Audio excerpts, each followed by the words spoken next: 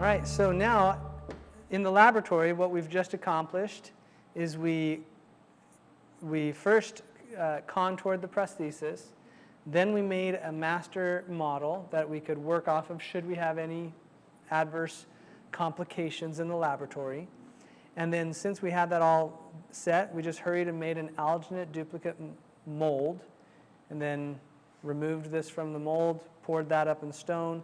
So now I've got these two, well, this is an identical replica of this.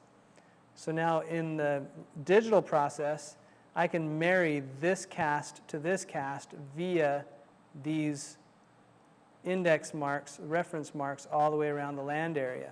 So it's really, really important that you do not trim any portion of the lateral wall of the cast.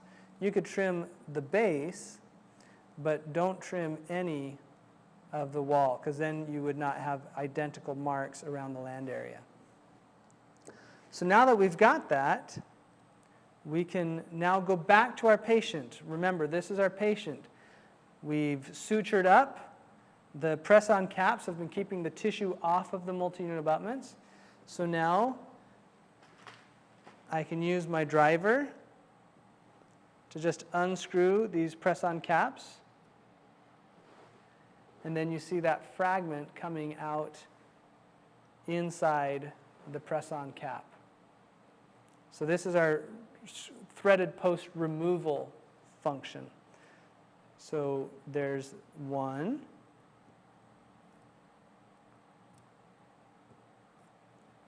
And two. And then you could also just use your fingers. There's three. And then I don't have an Explorer with me right now, but let's pretend like this is an Explorer tip. Then I could go into one of these offset holes and then just back that out if I didn't have my driver with me and if I couldn't reach it with my fingers because of tissue in the way. All right, so there's the fourth. So now we're ready to screw this into the patient, and we should have a perfect fitting prosthesis.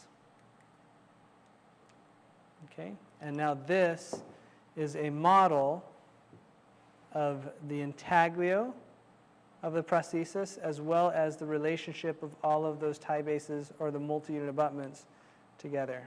All right, so we're going to now screw the prosthesis in the mouth. And I always come to one of the front abutments first. Just get that in place. Then I'll come to the contralateral posterior abutment.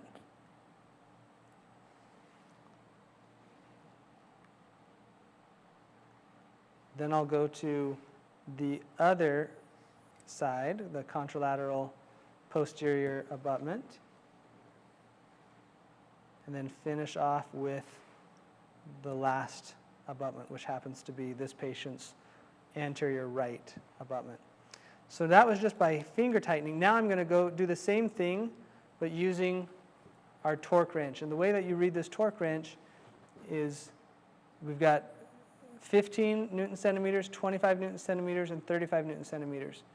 This 15 Newton centimeters is what we're going to torque the prosthetic screws to.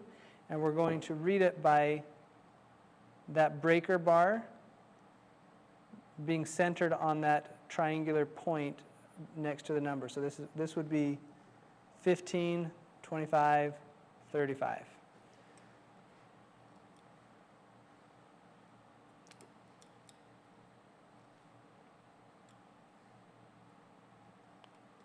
So here we're going to go 15.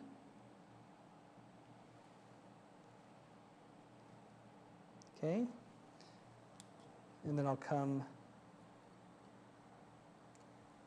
to the contralateral anterior one, torque to 15, and I'll go to the other anterior, make sure that that tip engages the head of the screw, go to 15 there, And then finish it up with the last one and torque to 15 there. So now it's completely torqued, ready to go. We're just going to plug it up with some PVS. So when you're injecting this, you want to put that tip as far down the screw channel as you can go.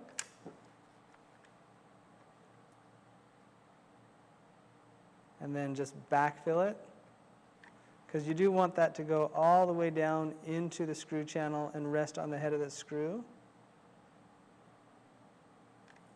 And then you see how I use my finger to just, or the crease of my thumb to my pointer, and just wipe that off.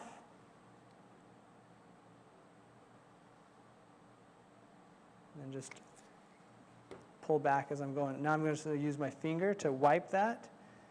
Wipe that, wipe that, and wipe that.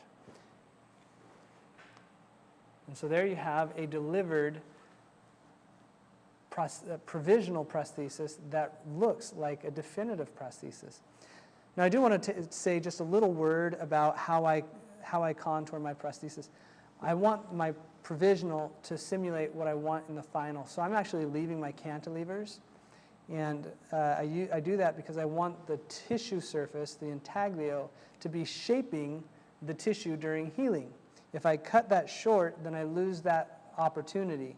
So if you're concerned about leaving your cantilever, you can take that posterior tooth out of occlusion, but I would recommend that first you make a duplicate of it in its pristine condition so that you can easily get back to that in the digital workflow.